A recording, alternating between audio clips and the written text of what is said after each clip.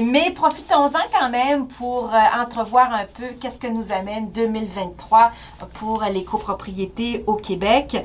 Je pense que 2023 va être sous le signe de l'argent en copropriété, probablement, Ludovic. Certainement. Les problèmes d'argent en copropriété qui vont continuer à causer problème, une augmentation très probable des charges communes avec les obligations de cotiser aux différents fonds, aux différentes études qui sont nécessaires, avec une augmentation du taux de directeur, une problématique de disponibilité d'entrepreneurs, des coûts de travaux toujours plus élevés et peut-être même malheureusement la récession qu'on voit poindre au bout du tunnel qui n'aidera certainement pas la situation financière des syndicats de copropriété.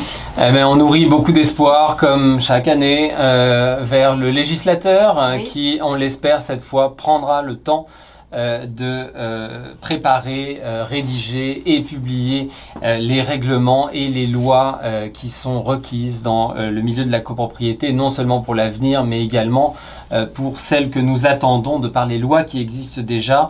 On peut penser aux règlements qui doivent être pris sur la base de du projet de loi 16, notamment par rapport au fonds de prévoyance. Il va y avoir l'entrée en vigueur le 22 septembre 2023, la dernière entrée en vigueur pour le projet de loi 64. Il va y avoir le règlement sur la loi interdisant l'achat du résidentiel par les non-canadiens.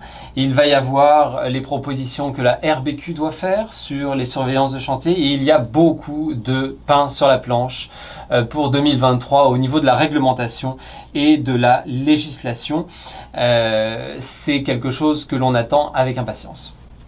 Peut-être quelques mots sur le futur des assemblées de copropriétaires qui ont, dans les dernières années, beaucoup évolué. Alors, on a eu d'abord les assemblées sur plateforme virtuelle, les assemblées hybrides, les votes numériques. Quel est le futur de ces assemblées de copropriétaires? Alors, le futur sera peut-être sur la question de la langue. On l'a vu avec le projet de loi 96 sur la langue française. La langue française va de plus en plus prendre une place proéminente dans les copropriétés et ceci requiert peut-être de repenser l'assemblée des copropriétaires avec des salles de traduction simultanées selon la minorité la plus grande que vous avez dans vos copropriétés, qui vont avoir peut-être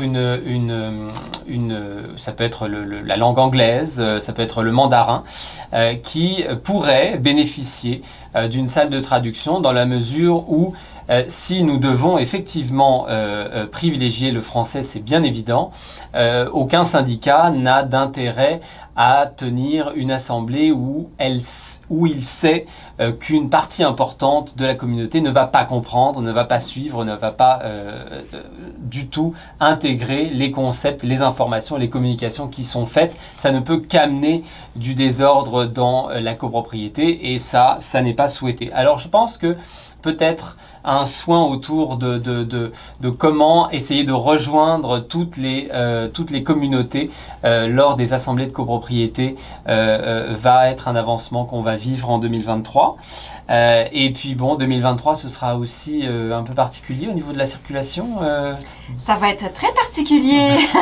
Alors, outre les travaux interminables sur l'île de Montréal, pont-tunnel partiellement fermé, l'arrivée, on l'espère cette année, du fameux REM qui va changer aussi la mobilité à Montréal. Alors, tout ça, ça va avoir un impact évidemment sur la vie des immeubles, sur les transactions, sur le prix des résidences également et des copropriétés. Alors, on va pas s'ennuyer en 2023. Sans oublier Québec et son troisième lien qui sera peut-être pour le troisième millénaire, je ne sais pas.